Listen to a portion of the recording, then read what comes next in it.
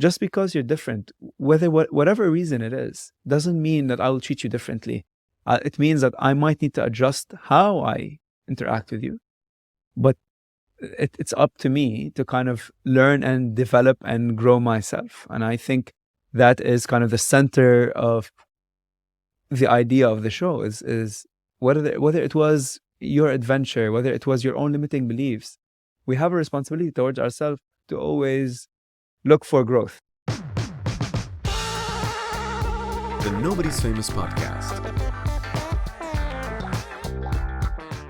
And we are back, guys, on the Nobody's Famous Podcast. It's always exciting to be doing a new show. Today we're, as always, in the beautiful Subsonic Studios. I got Alex and Shurkan on the keys, and I'm wearing my archive.ae shirt. You can check them out in Abu Dhabi Vintage Clothes. And actually, what it says on the shirt is very appropriate for my guest today. Not the Daffy Duck part, but the I'm not lazy part. Because my guest today is the one and the only Hasan Traboulsi. It's an absolute pleasure to have you with us today, man. Oh, the pleasure is all mine. Thank you for hosting me. The reason why I say I'm not lazy is because I think now when people, when we get into your personality and what you do, I think someone in your position cannot be lazy. I think you have no room for that. You have no room for error in the laziness department. Certainly not a couch potato, I'll tell you that. I don't know why you say that. We'll see. We'll find out. We'll find out. Well, Hasan, we'll start this off by saying something. This is something that you actually said in your bio. You said, my vision is to reshape the surfing industry in the Middle East. It's a big, bold statement about the industry. First off, why should I or the audience believe you? What do you think this change is gonna bring about?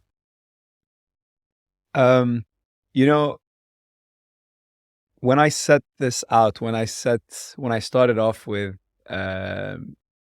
taking the mission with Rakmajeh and starting this whole idea, my main concern was, how do I raise more awareness to the world of surfing, to the community of surfing, to the surfers, to the surf providers, and to the 8-year-old child in me that was always wanting to surf.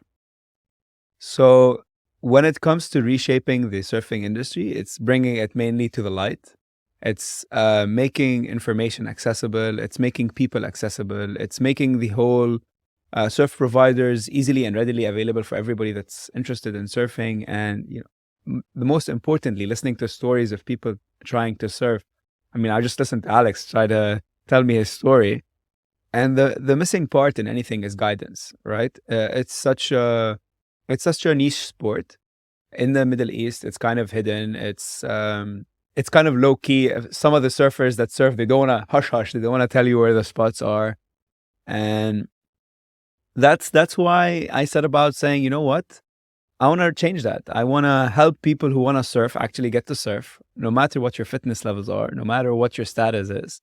And help the brave and bold people that started surfing ventures and businesses in our region to actually grow, prosper, and share their stories. So, yeah, I truly believe that I can have an impact, and I already see it. Yeah, the thing is, you're tackling this very, very niche sport that requires also very high skill level. And are you tackling that in any way? Is there I think we're going to get into it for sure. But do you somehow also do some, apart from telling people this is where you should surf, this is where you should surf, but do you give any kind of lessons, skill for people of those different skill levels? Do you give them guidance on that? Or do you refer them to the trainers in those specific spots, for example? So there's two sides to this answer. The first answer is, as a surfer, I know how to teach people how to surf. I prefer not to teach because I want my time. When there's waves in the water, I don't want to teach anybody. I want to teach myself. I want to be improving. It just wants to, you go and try. Yes. So in when it comes to surfing, I will guide a few people that come to me and tell me, hey, how do I do this? Or I'll try to help them as much as I know. But I'm not the person that is gonna guide them through their surfing journey. And what I'll do is I will refer them to the right people in every single part of the region to actually improve their surfing skills or get the knowledge they need or get the access of the waves, the tools, the equipment they need. That's part number one. There's another sport in the world of surfing called wakesurfing. And in that sport, there is a lack and there's a very scarce element of people guiding people or coaching people. And I never intended to coach people. I never intended to give people lessons in that sense. Not because I can't, but for the same reasons. I like to enjoy the sports. If I have the time for it, I'd like to do that. But then I realized when I see people succeeding, I enjoyed that.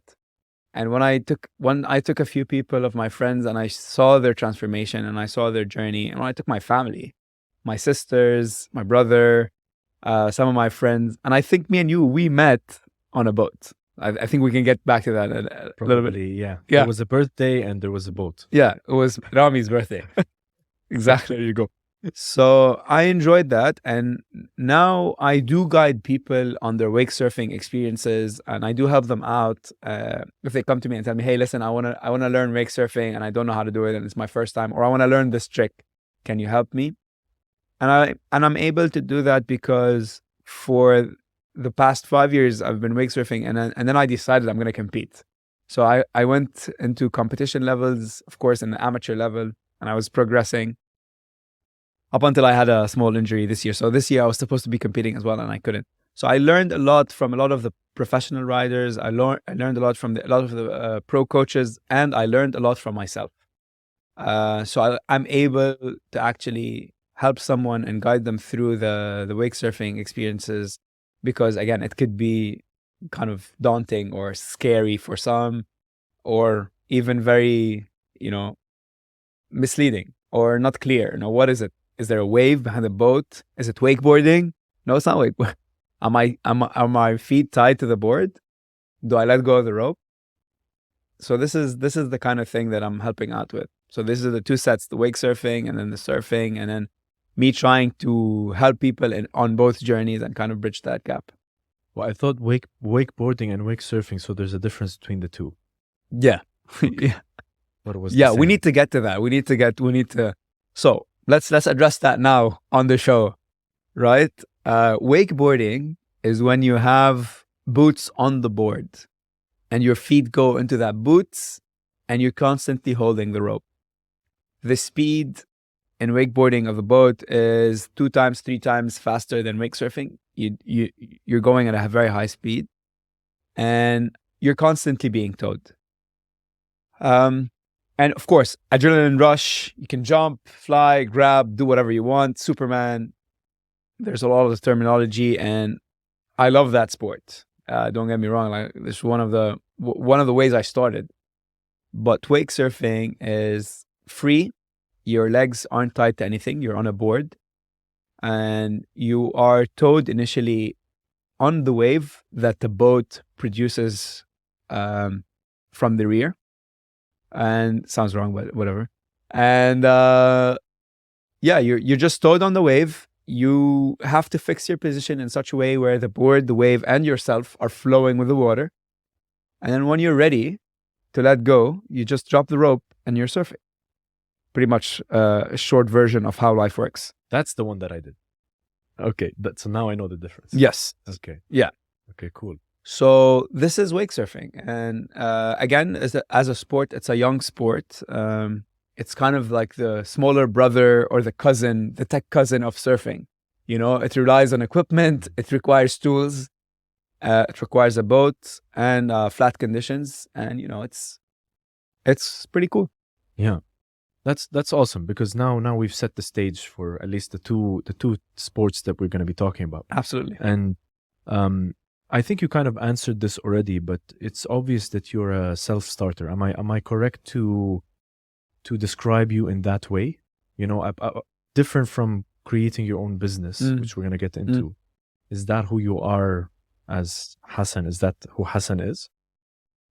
It's a very good question to ask, because I think if I reflect back on my entire journey, whether it was in corporate or whether now starting my own thing, I always had the chance, or I was always put in a situation where I had to self-start or learn something on my own.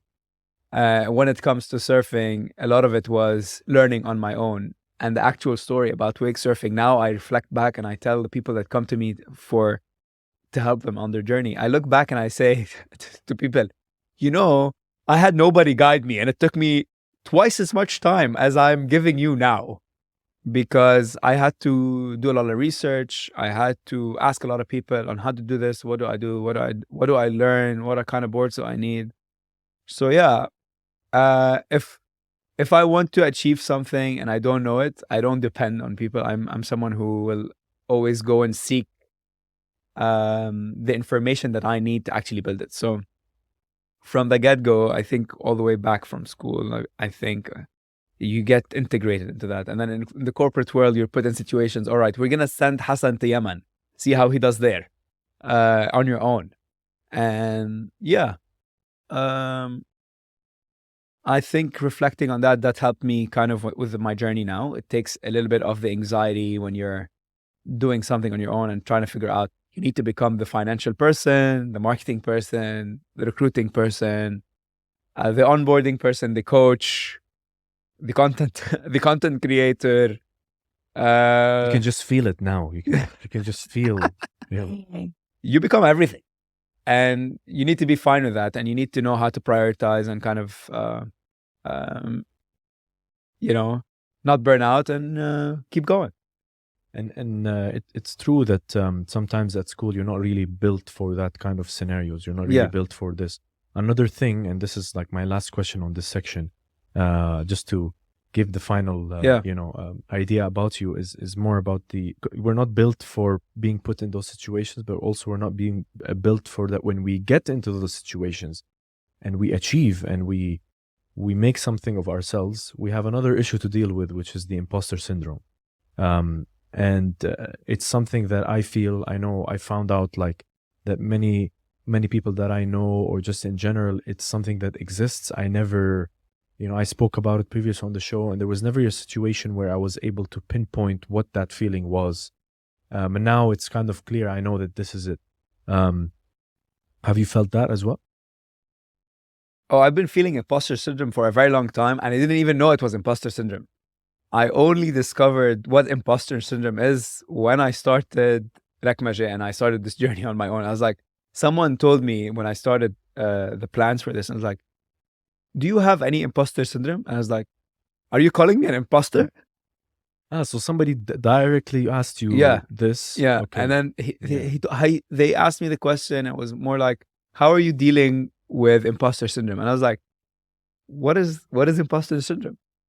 I didn't even know. And then, when you set up on this, you kind of understand, okay, I know now what imposter syndrome is. And I've not felt it right now. You feel it at various stages in your life. And for anybody who's listening in and they don't know what imposter syndrome is, because maybe they're like me, they're just, pushed through.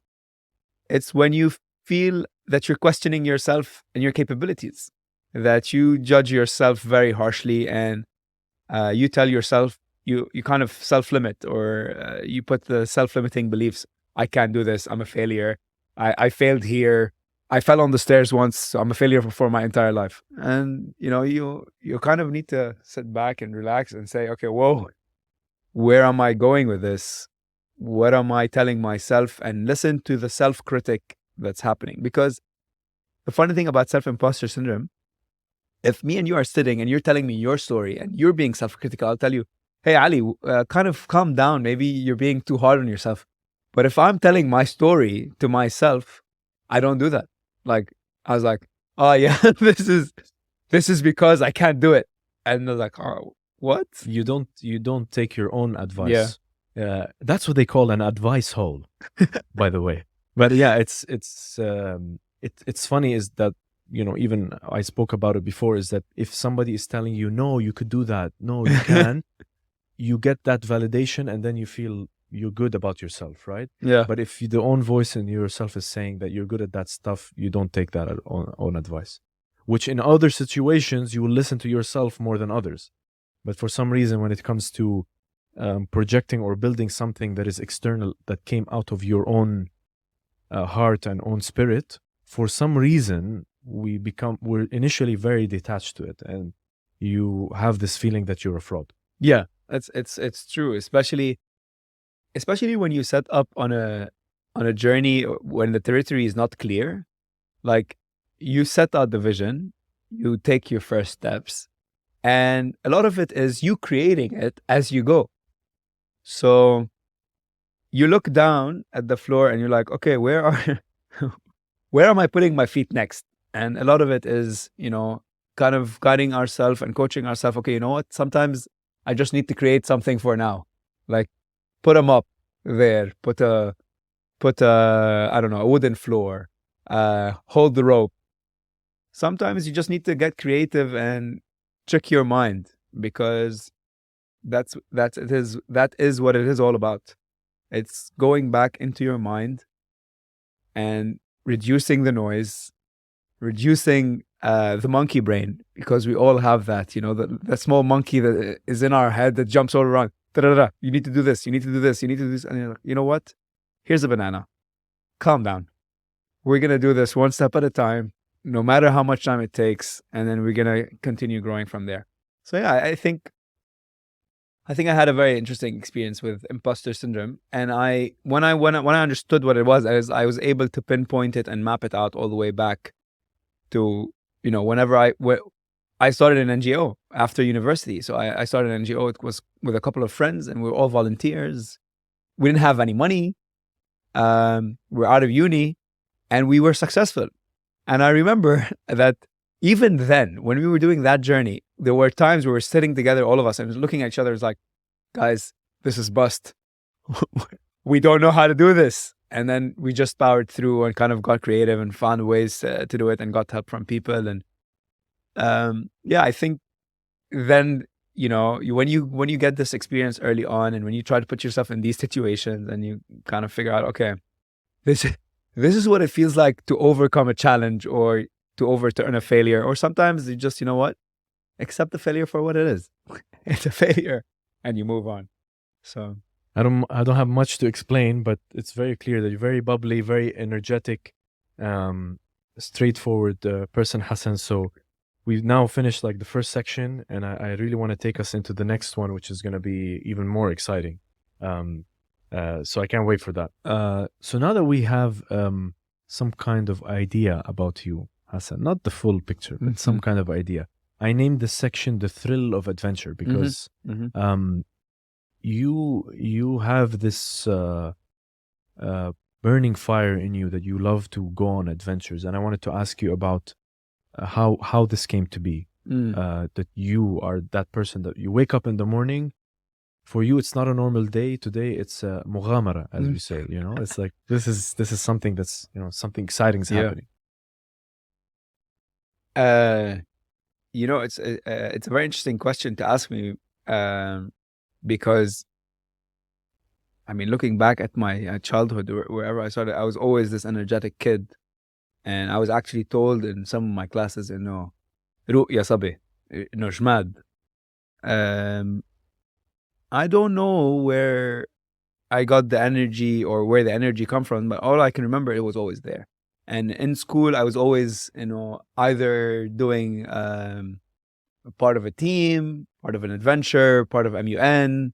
I got the chance, luckily, to travel the world with my school to represent them in MUNs around the world. So that alone, like traveling and talking to people from different walks of life and learning what they learn or seeing their perspective and things, that was an adventure. Like, even that was cool. So I think a lot of it as well, if I go back, when we were kids, we were always outdoors. And if you ask my family, if I ask Rami as well, I was the reason why we always got in trouble. So if someone like we would climb trees, go down into the forests, and I liked being outdoors. I think this is how it all started. We had the house on the mountain. We always used to do outdoor activities, biking. Well, we didn't call them hiking then. We were just walking in the wilderness, but it was kind of a hike, discovering new areas, and being outdoors became part of me growing up. And I didn't like to stay indoors. I didn't like to stay in the house. The funny story, I was never, a lot of my friends are a PS generation, the Game Boy generation, Nintendo generation. I wasn't that kid. For me, it's climbing something, whether it was the wall, is the walls. I saw the Jackie Chan movie, and I saw. That's a funny story to tell you how very lazy I am. I watched Jackie Chan, and you see how he uses both hands to climb kind of the walls, the door, and then he climbs up. So at some point, I mean, during when we were kids, we loved chocolate. No, but I think most of us did. I think my mom hid the chocolates in the attic. You see where this is حتى going. تخيطي يعني. Yeah. I saw that movie and I figured out how to get up there. I was like, you know what? I'm gonna climb. So I climbed. I was successful. Took me some time, but I was successful eventually. And I was sitting there eating the chocolates. The not so funny part, funny now, not funny then, is on the way down, I slipped on one of the wrappers and I fell down on my face and bruised my lips so hard. And my mom came and she saw me and she figured out what I've done. So she caught the criminal red-handed, and I got punished for it.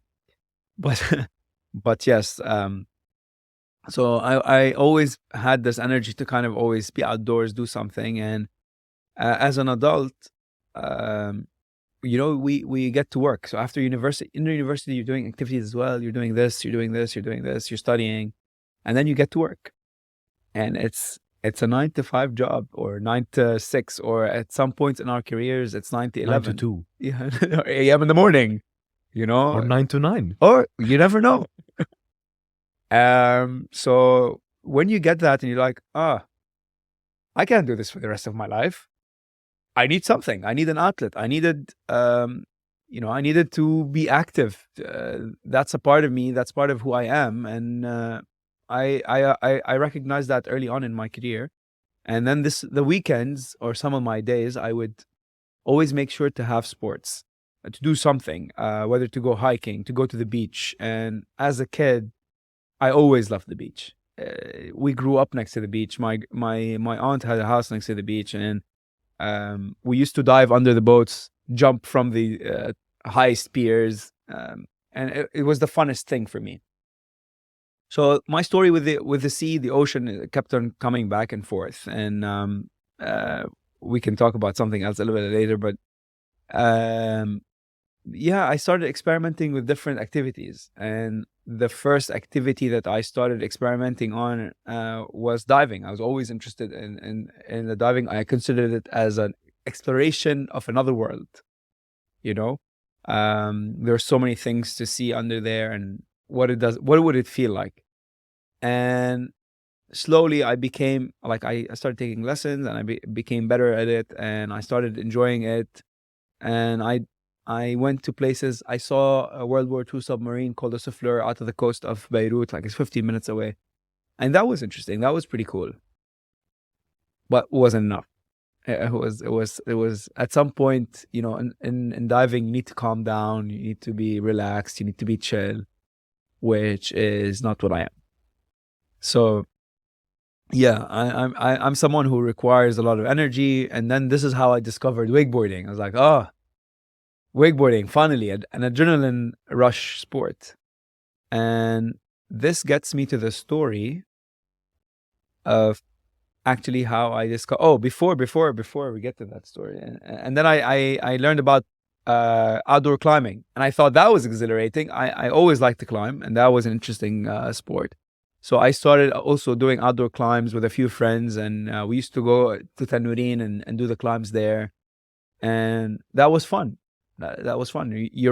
And the first lessons I remember there is, I remember the story very well. I was stuck on a wall, And I knew where I needed to put my hands. So I knew I could see it, but I couldn't reach. And that in that moment in time, that was a very defining moment for me, because my heart was racing. I was scared shitless. I already have a kind of a small fear of heights. My heart was racing. I was scared. I was tired because I was holding myself with one arm, and my feet it was starting to tremble. And I could see where my hand needs to go, but I couldn't go there. And I know I could reach.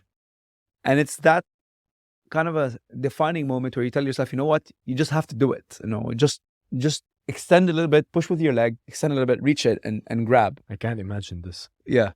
So, and then I finally, like, my friends were yelling at the bottom, you could do it, you could do it, you could do it. And sometimes when you're thinking through something, you can't listen to people. You're just, no, I can't do it.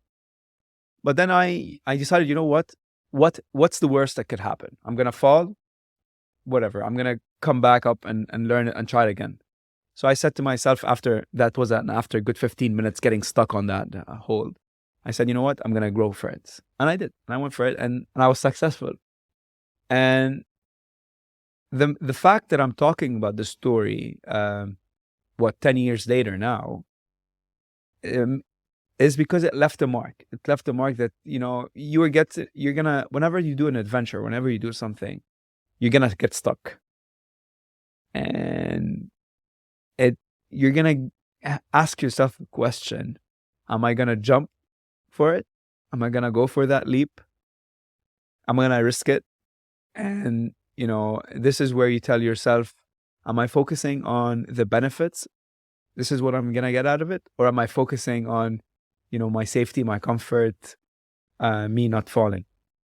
So I'm a big fan of calculated risks, by the way. I don't condone anybody risking their lives. I just want to be clear on that. But yes, I'm someone who is able to kind of take that leap and jump, and you know what? I'm going to do it. I'm going to grab the wall. So yeah, this is one of the sports. So now, transitioning back to water sports, and I discovered wakeboarding. And I was doing very well with wakeboarding. I was picking up the sport very quickly. I started actually here in Dubai. This is actually how we met. We met at my brother's birthday. We were behind the board. We were doing wakeboarding. And I remember that moment. And then I went back to Lebanon, because at that time I wasn't living in Dubai. And I found out a couple of friends that were doing wakeboarding. And I was progressing, and I wanted to do more. I wanted to jump. I wanted to fly. I wanted more speed. And this is when I started realizing how taxing wakeboarding is. Like, it's a taxing sport. The more you want to achieve something, if you're not willing to fall, you are not going to grow. And I was fine with that. I was fine for that for the huge time. So I went on that. I went on with that for a long period of time, until I met a random friend of mine. We were at the house party, and I was talking about wakeboarding. I was telling the experience. Someone was asking me, where did you go? La, la, la. I think it was beginning of Instagram, and I had shared a video, and someone was telling me, it wasn't that popular at the time. So someone was asking me, where did you go? How did you do it? What do you think? And I was like sharing with them. And then someone asked me at that time, do you know there's surfing in Lebanon? I was like, get out of here. Surfing? Lebanon? As an educated person, I know there's waves in the sea, but because of, we are not like the whole kind of surfing sport, we've never known about it. So I would have never had expected that there's surfing in Lebanon. And then when they told me, like, something lit up in my mind, in my eyes, and I took the number right away of the founder of Surf Lebanon, called Ali Al-Amin, who's a very close friend of mine. And the reason why I'm surfing now, or why I started surfing why I started my surfing journey. So I called Ali and I said, hey, I want to book a lesson. And the funny story is, the first time I actually went, Ali wasn't there. So I just rented the equipment. I had Googled on self-starter again. So bad. Yeah. I had Googled how to surf, WikiHow. On the way there, not even before time. No, it wasn't a night before. So I went with a friend. WikiHow, yeah. WikiHow to surf. Which is, by the way, not the right way to start. So I ended up with a gash in my foot. That's so big because of the reef, and I didn't really understand what I was doing. And then I ended up taking a lesson with Ali a few weeks later after I was healed, and then I was hooked. The minute I took the lesson is the minute I decided, you know what, this is the sport that I want to do for the rest of my life. And here I want to tie something up. You're asking me. I want to answer a question about adventure and how I fit things into perspective in a larger scheme of things. At some point early on in my career, I wasn't a fit person. I was working very hard. You were trying to prove yourself as a young buck. And I had gained some weight, and I wasn't leading the healthiest lifestyles, burgers, junk food, everything.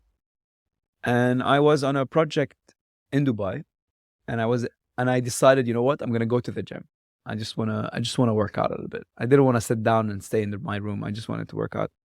And in the gym, I saw this guy who was older. He looked older, and he was doing all these moves like body weight moves, muscle ups, pull ups, push ups, and super built, super energetic. And he looked old. I don't know how old he looked. He looked old. He looked in his 30s.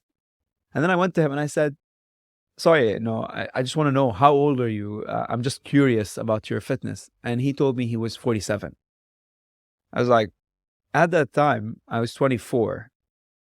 I was fat. Well, not really fat, but, I had a belly. I was eating junk food and I couldn't run a 5K. And I was like, okay, this is not what I want for my life. This is what I want for my life. And then this is when kind of things fit into perspective of things. You know what? If I want to do something in my life, I want everything to kind of fit into place. And I want sports to become part of my life. Yes, it's working and making money and building a career is very important, but also having the sports be a part of my life is something very important to me. And I want to do it for as long as I can live. And I want to do it when I'm in my 40s, when I'm in my 50s, when I'm in my 60s. I want to do it with my kids. I want to do it with my nieces, nephews, friends' kids, everybody. Like I want to be active. I don't want to be that guy who sits down and decides at 30, I'm married now, I have kids, I have responsibilities, I'm gonna chill. No, that doesn't work. Like it didn't fit in my vision. So yeah, it kind of clicked there, and I think a lot of it goes back to being outdoors from a very early age. So that's how things tie back to how do I see adventure and how I started adventure and the role of adventure in my life. I don't think it's gonna ever stop. I think it's just starting. I think with everything that I've done so far, it's still starting, which is a very interesting thing. I like that thought. I liked it. That's a very explosive story. I actually answered all the questions that I had. There's no use to actually answer them now. I talked a lot. But I think because I cannot say that I am similar to you only in the childhood part. There's a lot. I used to go out outdoors بالحرش, as they say, and بالجنينة, and going out, and even like water sports was something that I gravitated towards more to, rather than the extreme sports, if it's like biking or even skydiving, anything to do with that kind of sport. So I did gravitate to water. I think it's in a way more comfortable, especially when you grow up on the beach, which was the same as you. And I had one question, which was, what would you say if you wanted to convince somebody who was not into the outdoors? But I think a lot of the things that you said, really, you answered them clearly. And it's just such a very exciting roller coaster of a journey. And, one of the most important things that you said at the end is that if you think that now is just the start of it, then then your goal of becoming that guy you saw at 47 is just not far off. Just need a more tan, just buy your own boat, and you'll be on the way. Because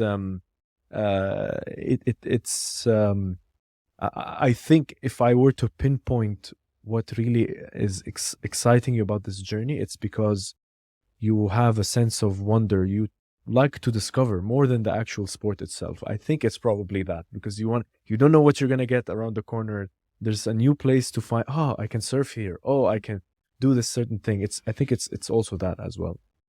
I definitely believe that. That's part of the adventure, right? Part of it is charting the unknown and, discovering something, and it's part of the journey. And I don't know if you've ever read the Odyssey, or if you're familiar with the Odyssey, and then there's the whole very famous line, on your journey to Ithaca, wish that the journey is long, filled with knowledge, filled with surprises. I love the Odyssey. Yeah. So this is part of my deepest belief. Like, this is my mantra in life. I think I found the title of the episode. Perfect. Good job. The Odyssey of Hasan. Yeah, maybe, or the Odyssey of Rakmajeh. Yeah, exactly. Yeah, exactly. So this is where you realize I'm a bit self-critical about myself. When you say Odyssey of Hasan, I was like, oh no, it's not about me. It should be Rakmajeh. It should be Rakmajeh. It's not about me. But yeah, like, definitely discovering something new and going to new places it goes back to the whole idea of growth. This is how we grow. This is how we learn something new. Or traveling to a new location, you kind of see perspective from another kind of an idea. The world is a very small place, and it's bigger than one location. It's bigger than your country of birth, your country of residence, where you work. That trip that you took to I don't know where, on a beach somewhere, and there's a lot of things to see. So yeah, I think the world of adventure, the world of seeking, the world of exploration is very, very big for someone who wants to explore. And then when you open that door, you find out, okay, I can discover this. I want to learn this. I want to do this. And then it becomes about prioritization. Because I know, from experience, that I can't do everything. And I need to, you need to kind of focus, because maybe you can do everything, maybe, but then the time required to pick up something is extended. And this is where you need to decide, you know what? Am I learning everything, or am I going down the path of, I want to learn this much more? What do I really want to do? What do you value more? What do you value more? What are you going to prioritize? Well, amazing. It was a great section. Actually, this segment was awesome. Thrill of adventure. I love that. And it's just the one question, and you just rolled with it. So it's amazing. Although I think doesn't do justice, because there's another side of you, which is the next section actually, which is on the social work, the NGO work that you did also. And before we go back into Rakmajeh and surfing specifically, I wanted to touch on this point, because maybe it's not talked about as much, which is the Braveheart Foundation, the NGO you created. But maybe tell me a bit more about the Braveheart Foundation. How did that come to be with your support, basically? So I found about Braveheart from a very good friend of mine. And I found about their story and what they're doing. And Braveheart's mission is, and their vision is that no child born, no matter what their status is, should suffer from a heart disease, or not be able to cover the cost of these operations. And the NGO was founded in AUBMC. It's not. I got involved with them after knowing about them, and I liked the mission, and it resonated with me. Why should any child not have the privilege of life because of their financial situation? And it's a very interesting thing in our current situation now, especially now with what's happening in Lebanon, with our economic situation, with our social situation, with everything that's happening around us. These guys, the team behind Braveheart, they are steadfast, very focused, and they are still helping families raise money. As a matter of fact, there's a child called Noor now that requires $20,000, that requires an urgent heart surgery. And I I directly got in touch with Braveheart and I said, you know what, I'm running a triathlon. And it was my first triathlon. I always wanted to do a triathlon and I was curious about it. So I said, you know what, I'm going to dedicate my triathlon to you. It wasn't about numbers. I didn't care. I just wanted to finish the triathlon, but I wanted to take the advantage of me running a triathlon to say, you know what, support Braveheart. I'm doing this for the first time. I don't know how I'm going to do, but I just wanted people to get more awareness about Braveheart. And then I decided, you know what, I've never ran a half marathon. So I'm going to dedicate the half marathon as well to Braveheart. And then I decided, you know what, I'm not only going to run the half marathon, I want people that run with me the half marathon to support Braveheart.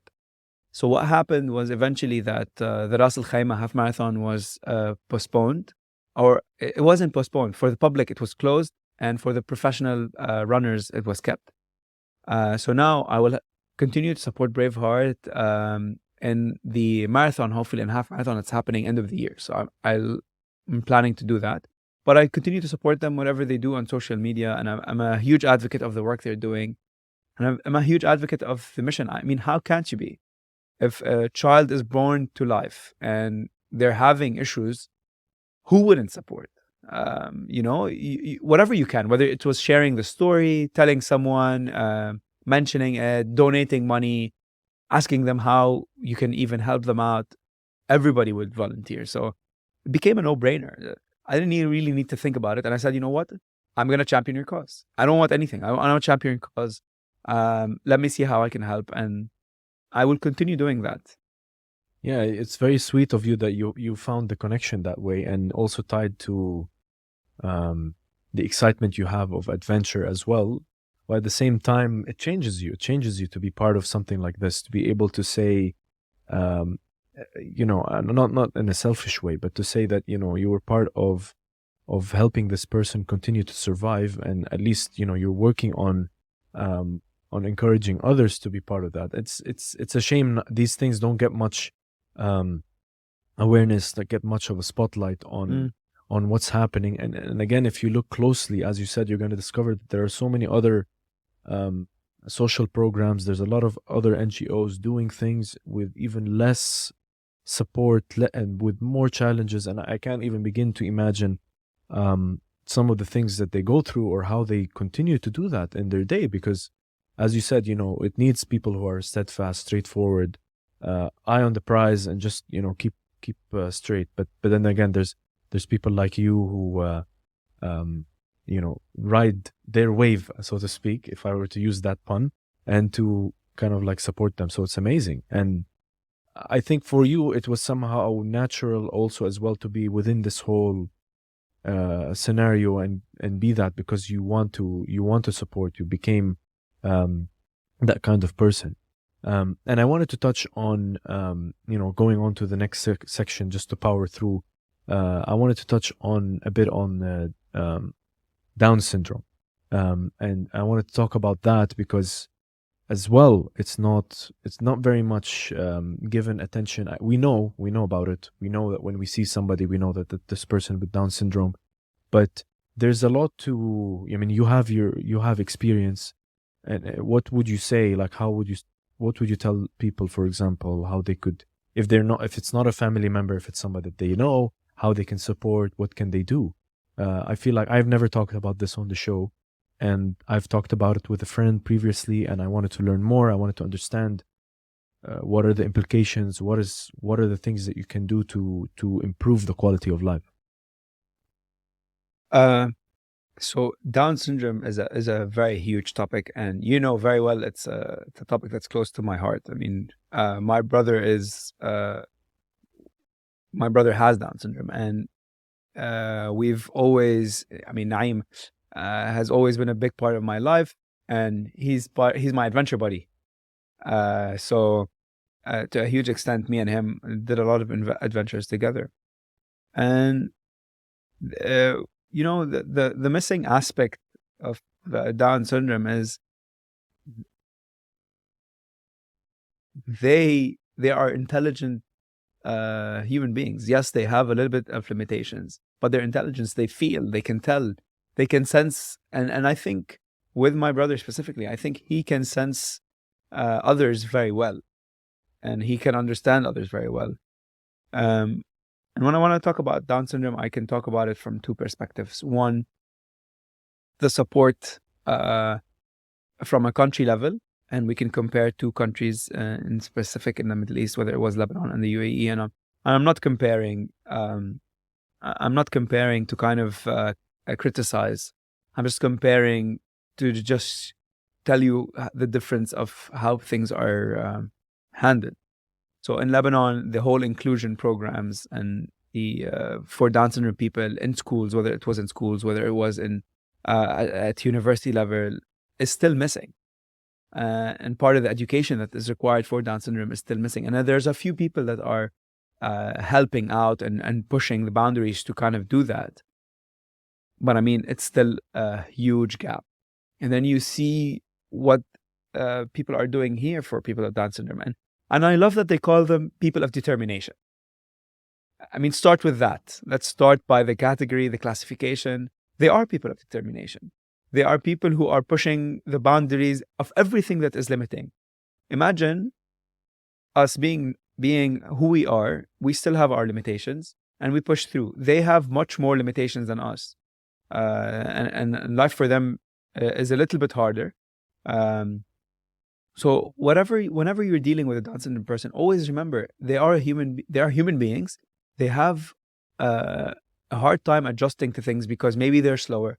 Maybe they require, some of them have, some muscle limitations, understanding limitations, eyesight limitations, whatever the limitations they have. Just, have some empathy, have some compassion, be a little bit more patient. And you've met Naeem. I know you've met Naeem. Have you heard of Naeem or seen Naeem? He's a brilliant life force. There is nobody that meets him that doesn't say, what a guy, what a character. And he just leaves the room filled with joy. And I actually learned more from him than I taught him. Of course, as family members, we always support. But, when you see someone so full of life, with all these kind of circumstances or situations, you're like, what does it mean? What does it mean to be a human being? And you kind of relook at things and reevaluate what kind of values we keep closer to our hearts. So I think that's the most important advice. Always, be compassionate, be empathetic, and listen, and not only be there. Sometimes it's very hard for them to articulate, but just listen and ask questions and involve them, treat them like adults and normal human beings. And then you will realize that, there's another idea or another perception that you can gain from people with Down syndrome. And then I go back to the programs that a lot of them need to have inclusion, because when you have people of Down syndrome alone, and when you have people without Down syndrome, then the people, you're kind of treating them in separation. And the best way to kind of, I mean, at least what I've seen from Naeem is when we had him in program with inclusion, he kind of improved much faster. But he always had questions, and then we always addressed them. Why am I like this? Why am I a bit slower than other people? And it is up to us, the family members, the friends, to kind of deal with these frustrations and walk with them and kind of guide them through the process. I think this is important. And having the financial support from governments and NGOs, and I don't think there's enough NGOs dealing with Down syndrome as well. We worked with a few NGOs. I worked with a few NGOs in Lebanon with Down syndrome, and they're trying their best, but they don't have enough financial support. And even the programs in Lebanon, they don't have enough financial support. There's a few people who are doing that, but it's not enough. And now I saw a few projects in Lebanon happening just before the explosion. There was a few coffee shops that were only employing Down syndrome kids, or there was a few programs that were only employing Down syndrome kids. And Naeem is someone very active. So he loves to go to summer camp, to the basketball summer camp, swimming summer camp, karate. You brushed off on him. Huh? You brushed off on him. Yeah. I guess I did. I must have did. And he's someone who likes the outdoors. He likes to be active. So he's always in programs that have other kids that are, that they don't have Down syndrome. And I want to say that made him improve so much, push off the boundaries and, do whatever he can. And we made sure that we never treated him differently at home. Whether we go out with friends, he's always included. And he's like, he's a buddy. He's my buddy, adventure buddy. This is my whole crux of this issue, is that we have to somehow, and I know it's part of human nature, you have to somehow classify diseases, you have to classify groups of people. This is the kind of like my main issue with the whole thing, is that while I don't have much experience as you, and I'm not exposed to these situations as much, I feel that's bad on me because I'm less educated than those people. And the other thing is that as well, which I hate about myself, is that I worry about things that are silly. I worry about things that don't really matter. And this happened to me once. I was working at an event, and I mean, this is kind of like my story to somehow close this off, because I might have mentioned it before on the show, but there was a scenario where I had seen somebody, I think with Down syndrome, and we had like a section that was for the kids, so they could draw their own name with glitter and everything. It was such a simple, small thing. And the whole week I'm stressing about this event, trying to get it done, which is normal. I mean, it happens, right? But make sure that everything is in place, and arguing over certain things and stuff. And then there was that moment when I saw that person, she was sitting down just on one of the benches, and she had it in her hand. And she looked at it. Maybe she wasn't feeling this way, but this is what I felt. What I felt was like, I saw her smile, and I was like, this person, okay, her day is done now. Like her day is made, right? This small, simple thing, which, it wasn't my focus in the event. I would just pass by, make sure that it's ready and it's there and the kids are enjoying. But this made her day. And I've spending the whole week frustrating about random things and Absolutely. shouting and stuff. And it just, it's, I don't like to say humbling moment. It's just a realization that, and I always I changed my personality to try to take things easier, but it was like, I felt happy that something that we were working on at least made her happy, made her day something, she got to enjoy it, because I'm sure that when you're such a person that you have so many issues that are going in your head, there's so many things, a small thing that is great is you appreciate it more, which is a shame, again, that it should be this way, but we should be appreciating things regardless, as much as we can. The fact that we have this short time to be alive, and it was just really like I kind of like I was happy of myself but hated myself more at the same time, like that. Why did I, but that's what I wanted to touch on, is that we shouldn't have to, I don't know, saying treat them differently, you know what I mean. It's it's a weird thing to say. It's just always should, and always try to learn, and the questions are great, you get the questions, you want to answer, you want to learn more. And I just feel you feel like it feels good to help out, feels good to help out and to learn more. Sounds selfish, but I think maybe with the process and stuff, you become a bit more selfless in that aspect. But learning more and how to help others as well, then it becomes a bit good. Yeah.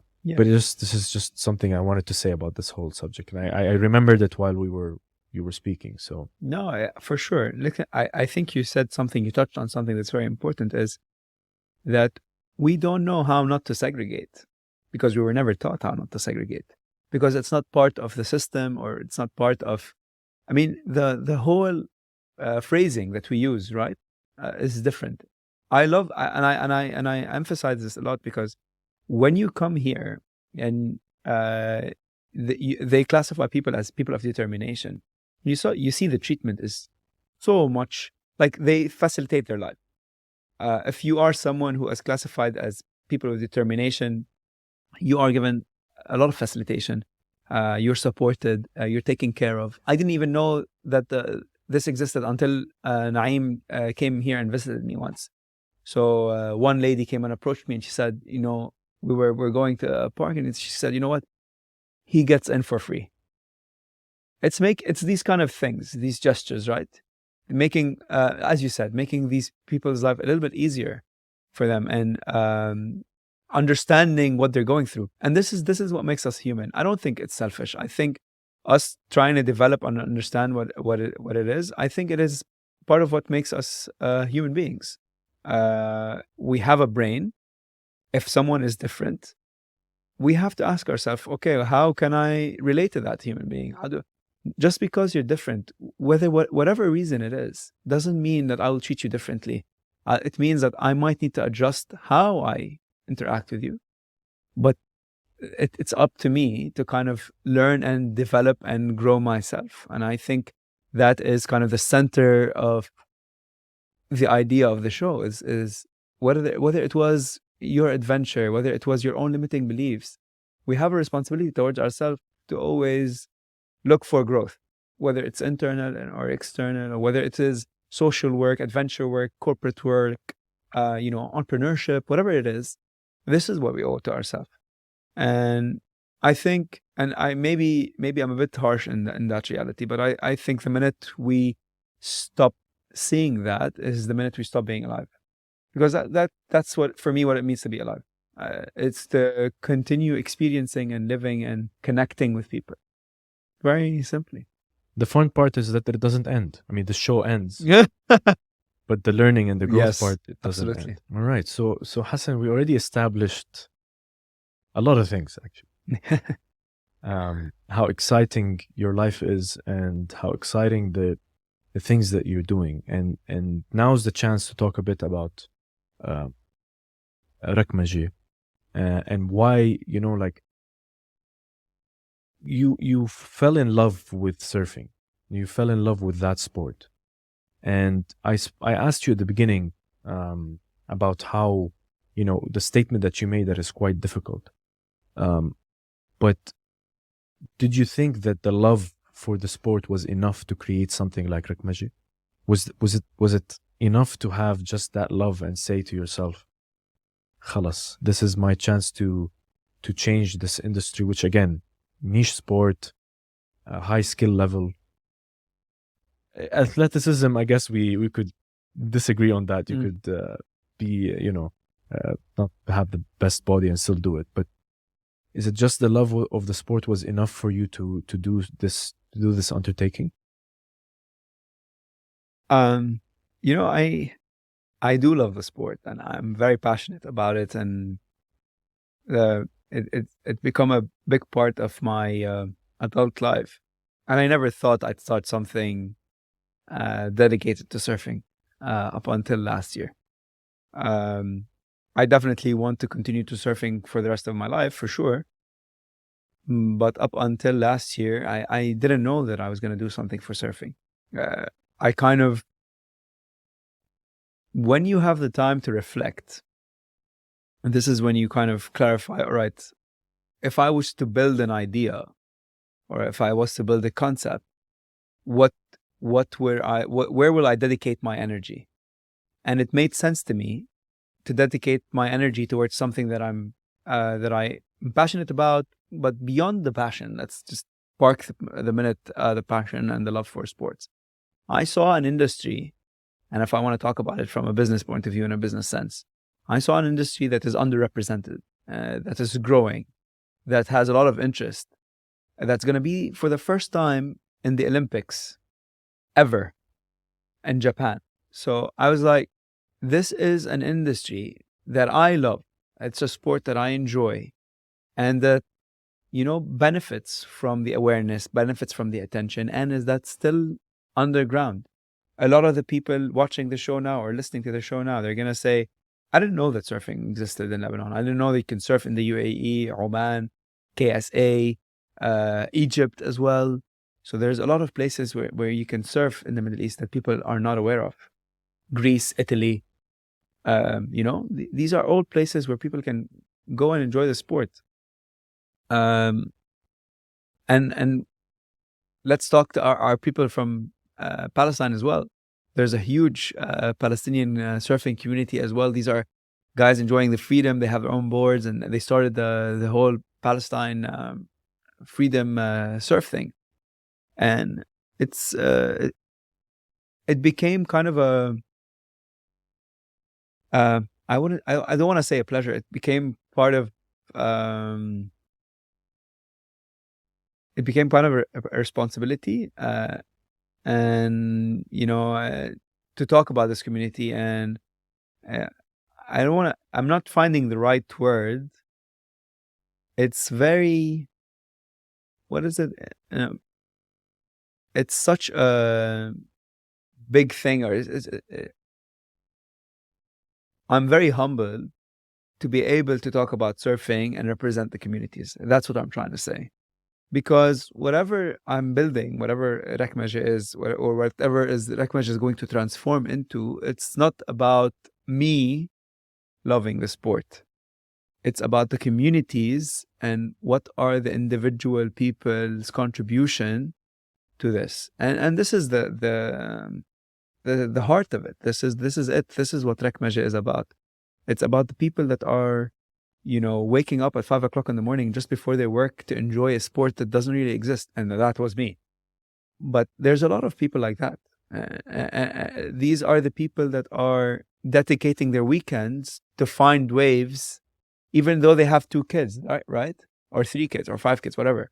They're trying to find where can I surf? Where can I take my kids and surf? And how do I teach my kids? I want my 3-year-old to learn surfing. Right. I have a niece that's almost turning 3, and now she watches my videos, and she says, "I want to go surfing with Hassouni," and that melts my heart. That melts my heart. And whenever I get clients with kids, and I see their kids, and I see the spark in their eyes, I was like, "Oh, you should let your kids surf. Please do," because this is what's missing in our world, right? In the Olympics in 2021. The only Arab team that is there is the Moroccan team, because by virtue of their geographic representation and by virtue of waves, they just have more capabilities to do that. But that doesn't mean that the Lebanese team can't have a representation. By the way, we did have a representation.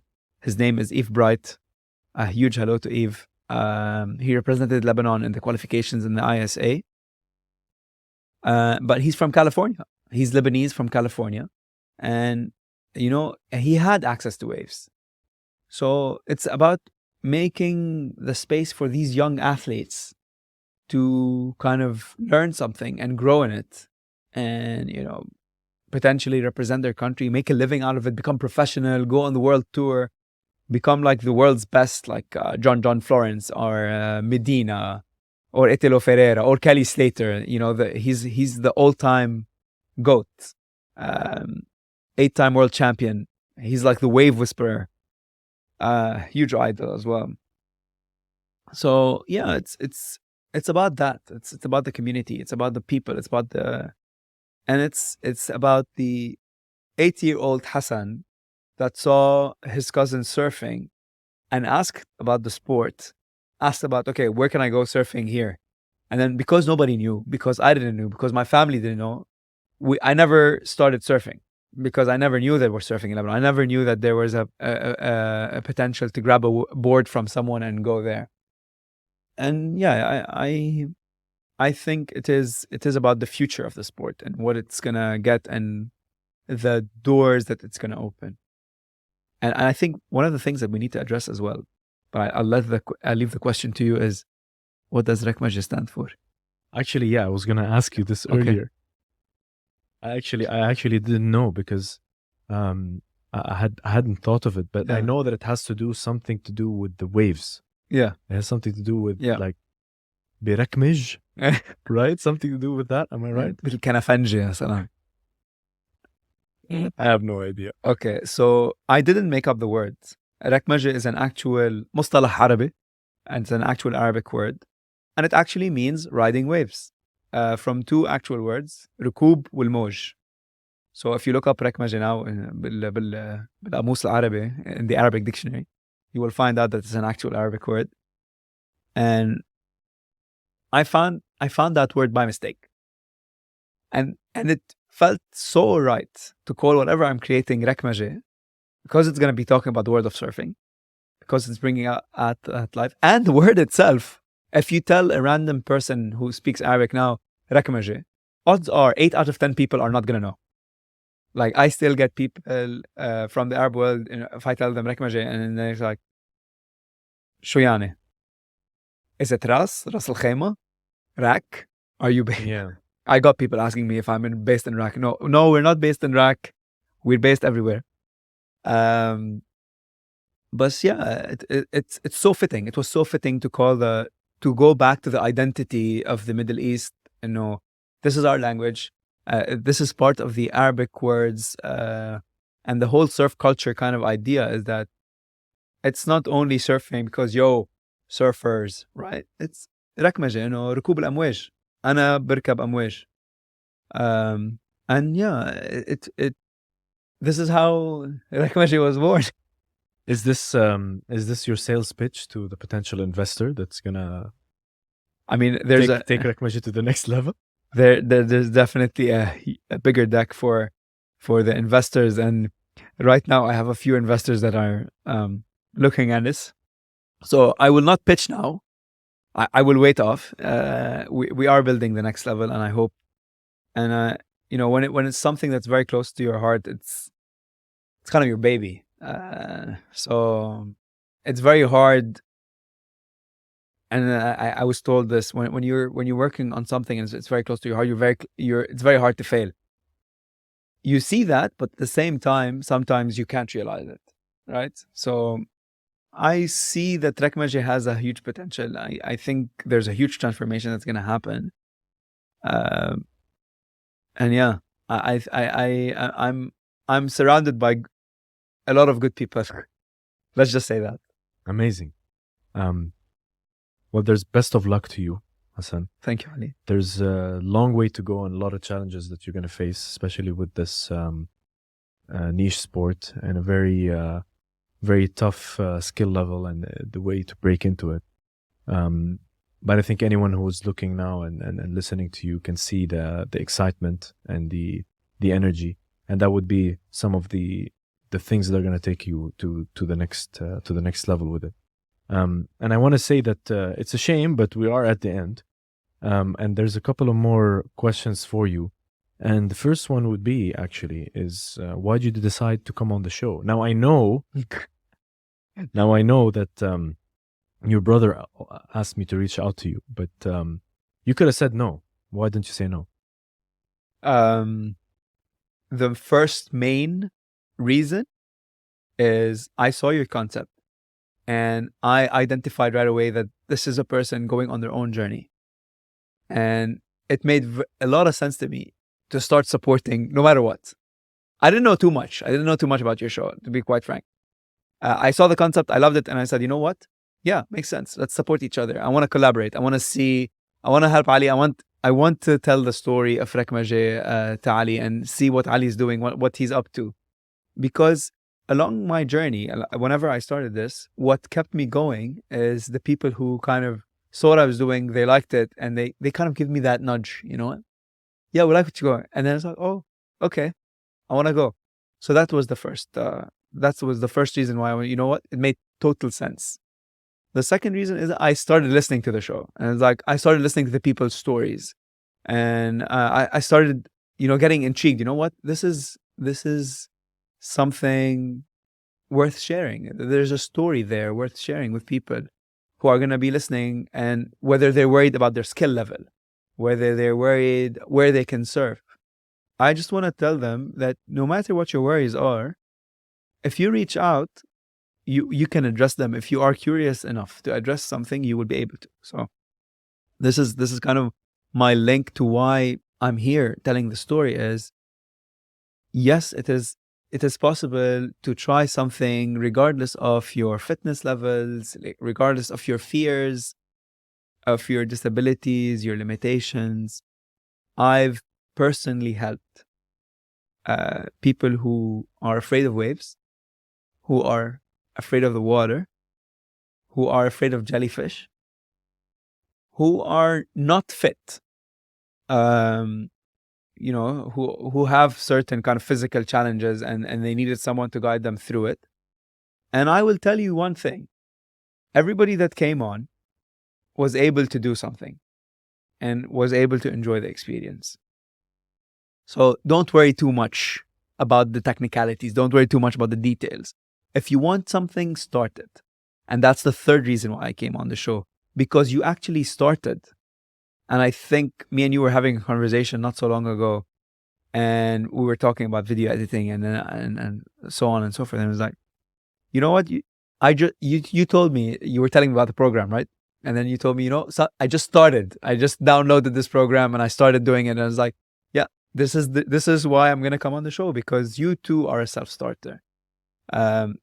Your group of people, your team of people, you had faced challenges, and this is why I'm here. Because as starters, you're always gonna face challenges.